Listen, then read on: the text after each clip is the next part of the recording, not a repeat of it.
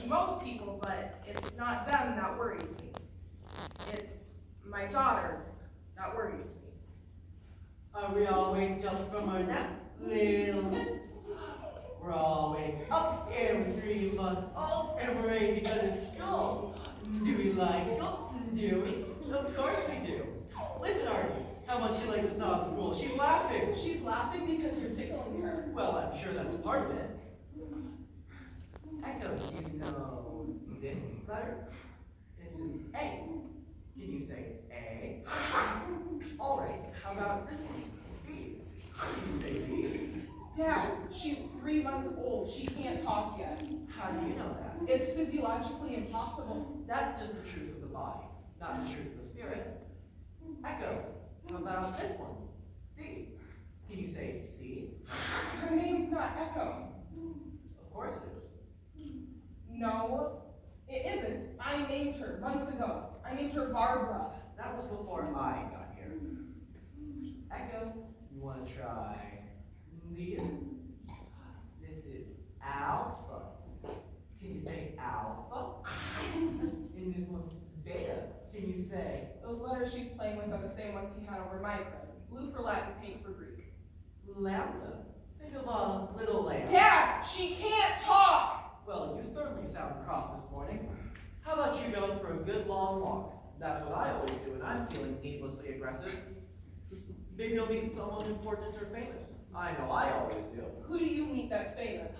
Last week, I met President James Monroe. You did? Yes, and it was really very fortunate, too. I've been meaning to ask him about the era of good feelings. That's what they call his presidency, you know. The era of good feelings. It lasted from 1817 to 1825, and I picture it as one of the happiest times. The era of good feelings. So I asked him, was it really all that? What did he say? He said it was fair. I think he was just being modest. The last president to wear short pants, did you know that? He looked a little funny in this neighborhood, but all in all, it was a very nice visit. So, take a walk, why don't you? Good for the postpartum nonsense. Thank you. Don't mention it.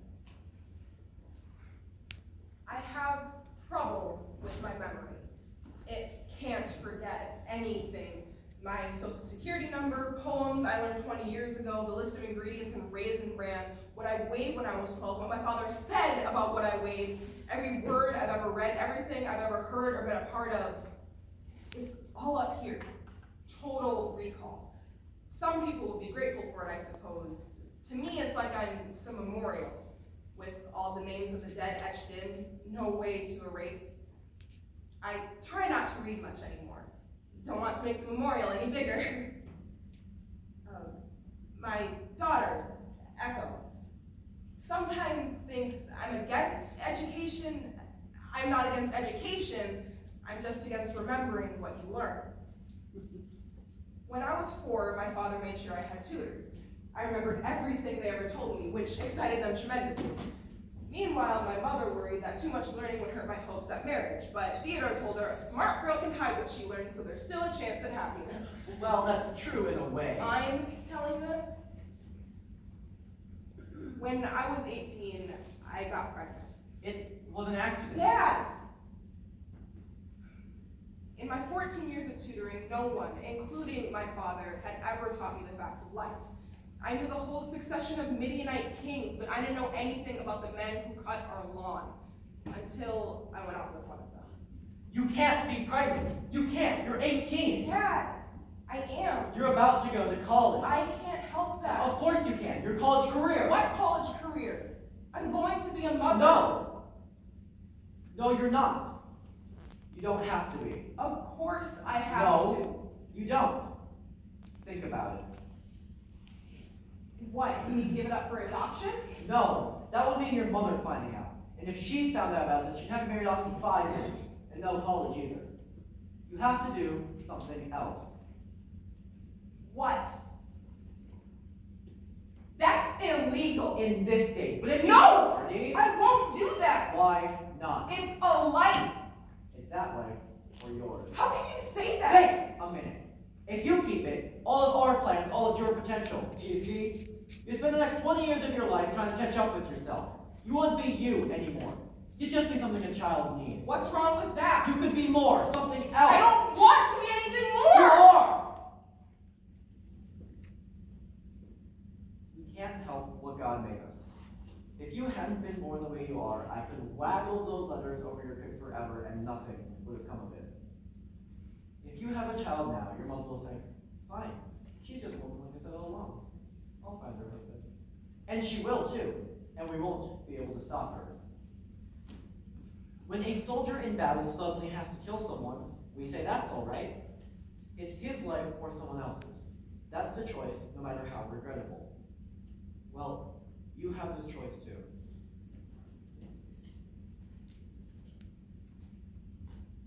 I waited, for a little while at least. But once we crossed that state line, I ran away after that. Across 3 state lines. I lied about my age and got a job teaching at a private school. I think they were surprised at my interview. They asked what I taught, and I said, what have you got? Chemistry and ancient history, they said. I said I could do both. And I did. I taught kids who were my age, and they called me Miss. I spent my free time being delighted not to be around my father and wondering how he was doing. I was fine, that's how I was. I was speaking daily with Mr. Norman Sweet of the Sweet Detective Agency. He was making excellent progress. One day, I came home from work, and my father was in my room. It's small, isn't it? No, it's large. I like the view. You can see a steel plant. It's nice out the other window. Where would you like to eat this afternoon? Where do you normally eat? Remember the meals back home. Now Those meals are over with. We already ate those meals. Guess what I've been working on? I just started. Guess. Dad, A way to see through the earth. You can too, you know. Has to do with the mind-bending light. There is nothing the mind can't bend. So what's it like to teach you? Challenging? it's a nice school. A minnow is a nice fish. You don't have to like it, all right? I don't care if you like it. It doesn't matter whether I like it or not. You're coming home. Oh. Guess what I bought the other day? Go on and guess. It's for you. What? It's a book. I can see that. It's in Latin. An 1857 edition of Ovid's Metamorphoses. Published in Rome. It's in very good shape. It's beautiful. Well, it was expensive enough. But then again, I know how you loved Ovid, with those young girls of his running away from the gods, turning to cows and constellations and things. Thank you. Don't thank me. You have the right to an intellectual life. I ran away after that. On the way home, I crawled out of the window of Matt's Hygienic Cafe with the book. This time, I ran very far away, and I stayed hidden for a long time.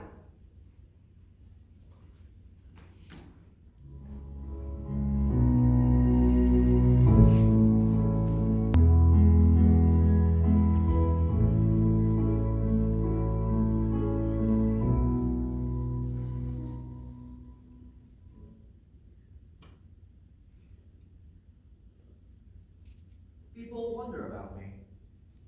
I realize that. They don't say anything, of course, because of the money. My family was very comfortable. They almost the estate by the time my father died. My wife treated me civilly. She didn't really know what to make of me, other than a husband. Not long after Artie ran away the second time, she died. Cerebral hemorrhage, very sudden. I'm told she didn't feel it much. I know I didn't. That worried me for a while. Not feeling anything about the death of my wife. But then I asked a few of my friends whose wives had died. They said the same thing. So I decided it was common enough and I shouldn't worry. Euprasy. Euprasy. Euprasy. A plant, also known as egret. Bijouterie. Bijouterie. Bijouterie. A jewel collection. Words are my collection. They're like jewels no one takes out of the case. Rataplan. Rataplan. Rataplan. Rataplan. The sound or beating of a drum. My grandfather loved helping me with words. You spelled them wonderfully. I lived with my grandfather almost all my life. He raised me. Life is a swift ascent, followed by an endless, dreamy, downward nutation. That means not enough. One can only hope one has risen high enough, so that the sights on the way down will be worth the looking. This is what I imagine he thinks.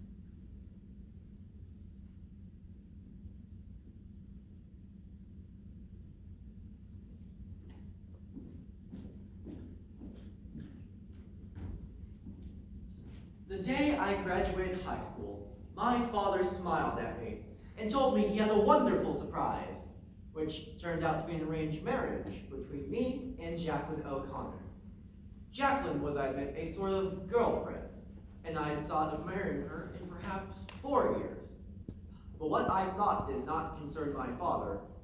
What about college, I said. You're going directly to the family business, he said. No, what about college for me? My father just laughed. He laughed at the idea that I preferred college to marriage.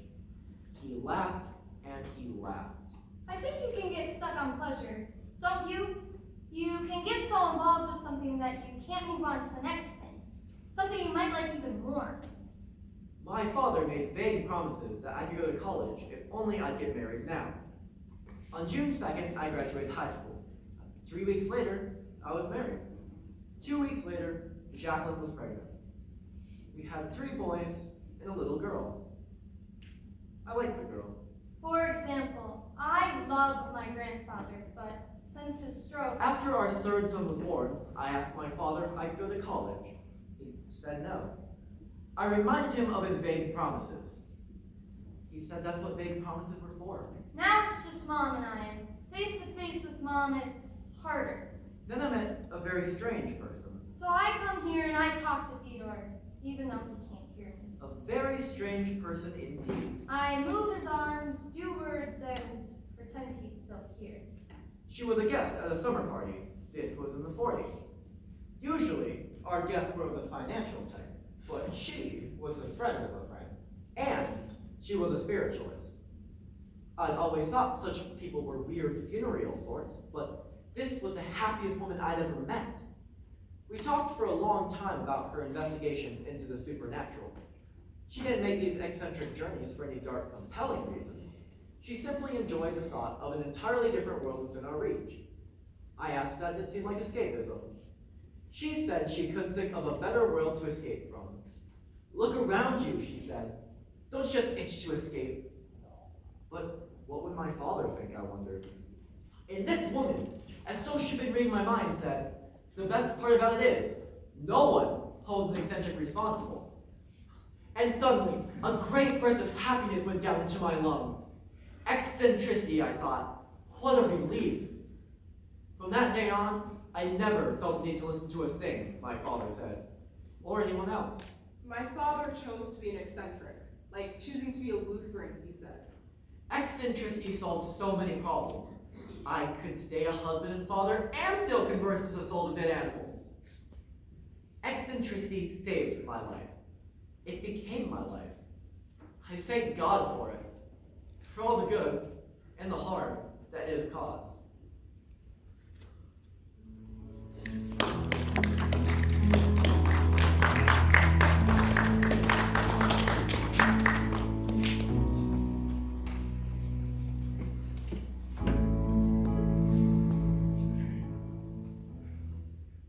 He can't hear you. Maybe he can. I don't think so. He talks sometimes. He does not. Kind of talking. He grunts like an animal. I don't know why you keep coming here. He's my grandfather. Does he remember you? He doesn't remember me, so then whose grandfather is he, I ask myself? Whose father? He's yours and he's mine, so just stop talking. If there was a God, he'd kill us outright. There is, so shut up. You didn't have to come here. I wanted to see what you two did We together. just sit here. I open the drapes, I close the drapes. The nurses will hear you. The nurses hear me all the time. You yell a lot in here? I used to. I tend to quiet down in this place after a while. It's a nice hospital. They do a better job than we could. Why do you keep coming here?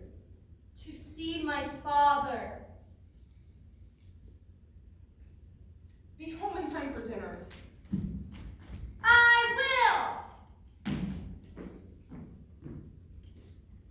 My mother left me when I was little. I wasn't sure if she left me or if there'd ever been a mother at all. Maybe it'd always be my grandfather. And I was just confused. I really thought that. I used to ask Theodore where my mother went, and he'd always say, She just stepped out. She what? She just stepped out, dear. When's she going to step back in? Grandpa? Grandpa? Later, when I was old enough, Grandpa told me Mom had gone back into research. Whatever that is. Research is a place where you can study for the rest of your life. Once, Mom called on the phone. Hello? Oh, hello. Is Theodore there? Who's this? Let me speak with your father. No. Who called, dear? Nobody. I heard the phone ring. It was nobody. It was a dead person. A dead person? Nearly dead. How about you come sit next to me? Hmm? Come on. Come on, come on, come on. There. That's nice, isn't it? No. Of course it is. Now, let me ask you a question. Do you know why I named you Echo? So kids would laugh at me. No. So you can give back to others what you find beautiful about them. So you can reflect what's lovely in others. Then you should have named me Mirror. Not just living people. People from the past. People we only know from what they wrote or said. I want you to hear what people say. To sort out what's helpful and forgiving and return that to them. Do you understand? No. We're all talking, all the time, saying our thoughts, writing them down, sending them out like messages in a bottle. And we're never quite sure which messages have been found, which haven't. If you could reassure some people. Like my mother? Not only her. Well, mostly. Me too. You? Why you? Everyone needs. Why you? I love you. I know, but But what? we all need forgiveness. When I ran away the second time, I kept moving. I lived in 8 different cities. I used 4 different names. Once, after about 3 years, I called. Dad, Yes, it's me. I know. Are you still looking for me? No. And I hung up. I moved the next day just in case, but I knew he was telling the truth. Finally, I went back to school on my own, paid my own way selling suitcases, which I thought was ironic. We had this one suitcase that I used to hit with a hammer to show how rugged it was. I used to hit the crap out of that suitcase, but it never broke. The hammer broke.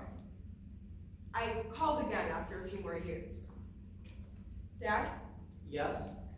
I'm still all right. That's nice, dear. I'm going to have a baby.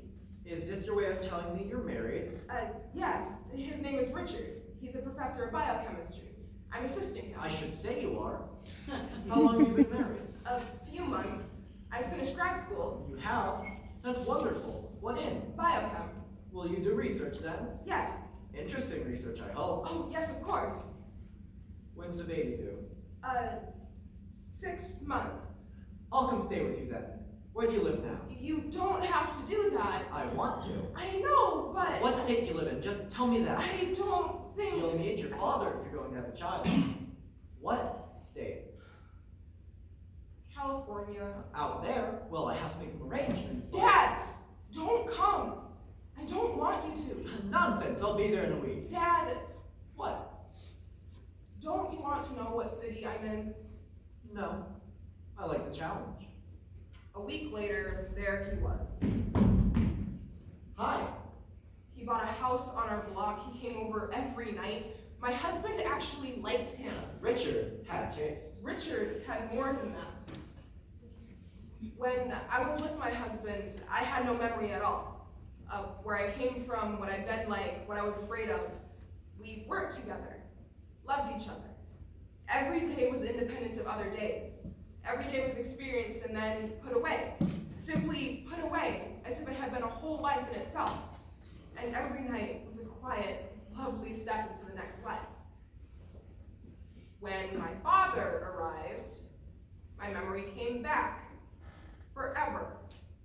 I like my new neighborhood. I saw King Solomon on the street yesterday, but he couldn't stop. Richard didn't understand why I couldn't function with him around. I couldn't, though. He would come over with some theory on how to make toads fly. Don't get upset, dear. I'll be down the street when you need me. When I had my baby, he took me to the hospital. My husband was at work. A girl! Dad! Oh, this one will fly. She'll fly, I can feel it. Exactly 1 month after Echo was born, my husband died in a car accident. As Theodore put it, One death, one life. The world is always working like that. When my father died, Mom didn't talk for days. That's what Grandpa said anyway. Not even to ask for food or anything. I think she really loved him. But, as Theodore put it, as I always say, the dead are the dead, and the living are the living. you do not always say that. It's what I say at the moment. Now, how are we going to raise this child? We? But you can't do it alone. You have a career to think of. You're aggrieved. I know I'm aggrieved. You see, I'll get my things and move in. We have work to do. My grandfather always sang lullabies to me. He sang them to my mother, too. I never heard my mother sing a word.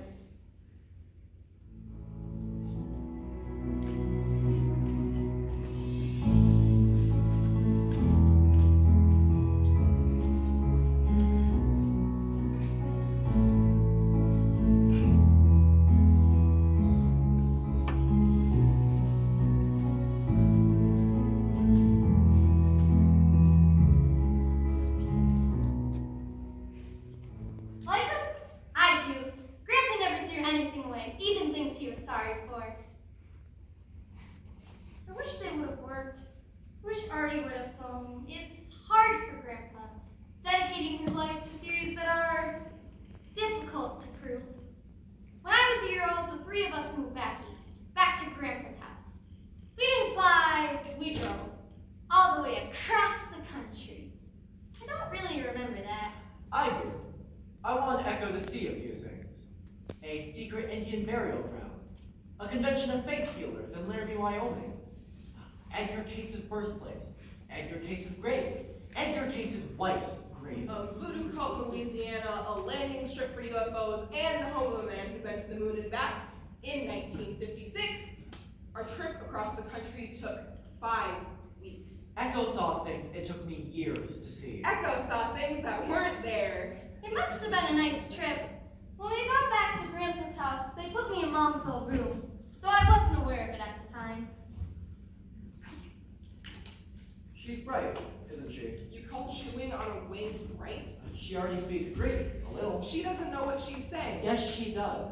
Other people don't, but she does. You like your work these days? Sure. I know it's only teaching, but you'll get back to research soon. At least the college is close. That's the best thing about the East. There's always a college right down the street. I have a job offer.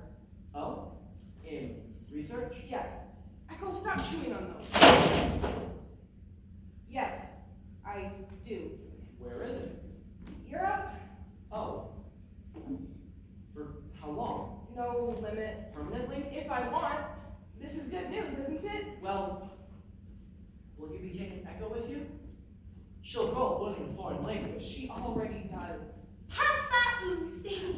The Greek word for grandpa. It's alright. I'm here. She likes me. She's used to having me around.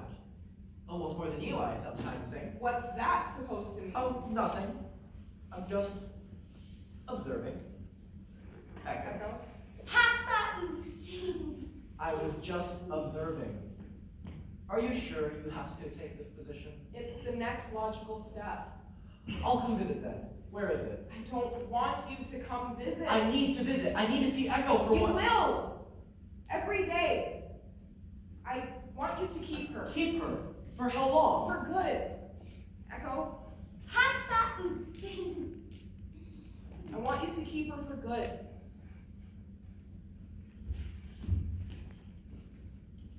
Theodore and I never talked about Artie much.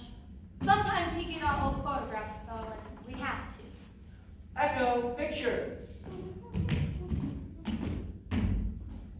I found a whole new album in the attic. It has your mother in it. Okay. Here's Artie and I when we had those sessions with Mrs. LaRue. We used to get hypnotized. Hypnotized? Oh, yes. We get hypnotized quite regularly. We'd leave our bodies sometimes. At least I would. It'd be fun to do that with you, but I promised your mother we would. Why not? Oh, here's another picture I like. It's Artie and I on a trip. I took her to see one of those vortexes. You know, the house where the balls roll up instead of down? No. Well, they have them. And I took her to see one. And the little ball rolled uphill, just like it was supposed to. I personally found a lot of strength in that. But Artie didn't like it at all. Your mother never found much pleasure in seeing the rules of the world broken. But I knew they weren't being broken. How many rules are there? In the whole world? Yeah. Well, how many do you want? Because that's how many there'll be. I still remember everything, but in particular, I still remember being waked up by my father one night when I was 7. We sneaked out of the house, just the two of us. It was late spring. The air was warm. He pulled out A pair of scissors. and cut off a piece of my hair, A lock of your hair. a lock of my hair, and said, I will take this lock of hair, cut off in secret at the full moon, and I will keep it as long as you are my daughter. Whether we love each other or not, whether you remember me or forget me, whether I help you or harm you, I will always have it till the day I die. And then we went home and went to bed.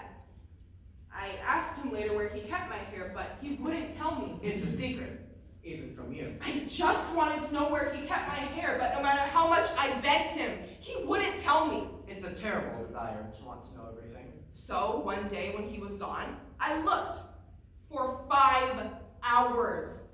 I opened every drawer, I looked under every piece of furniture, under every rug and every pillow. I looked in the bathroom cabinets, above the bathroom cabinets. I checked the bottoms of drawers, the backs of drawers, behind mirrors, pictures. It's a terrible desire to want to know everything. I stripped the sheets off his bed. I looked under his mattress. I felt in all his shoes. I looked through every book, every magazine. I looked behind the toilet. I felt above the door frame. It's a terrible. It wasn't anywhere.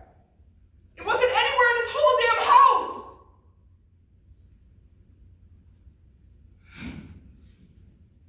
When my father got home, he found me sitting in a huge pile of his things on his bedroom floor.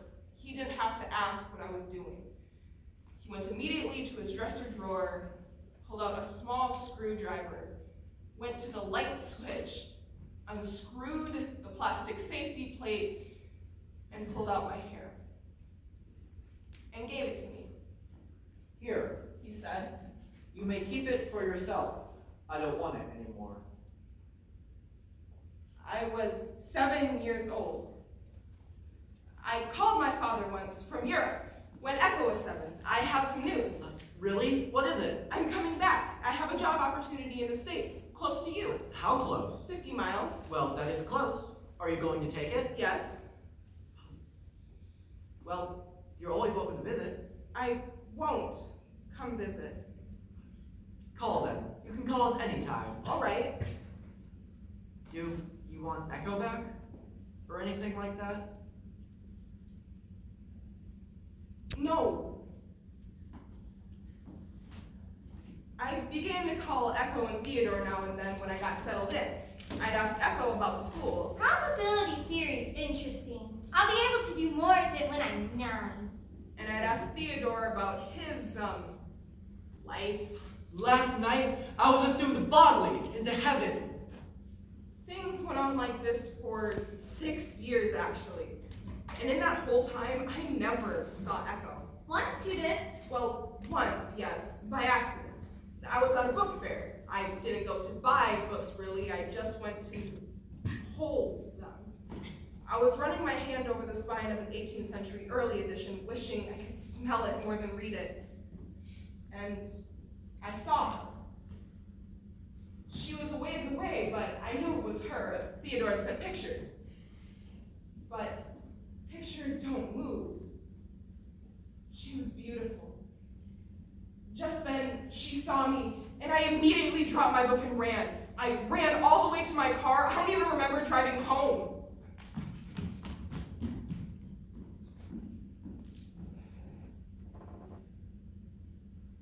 I bought it. Robinson Crusoe, The Life and Strange Surprising Adventures. I read it 17 times. I think a woman has a right to be irrational about her children. When she has them, she has them. They're hers. She thinks so, her husband thinks so, everyone thinks so.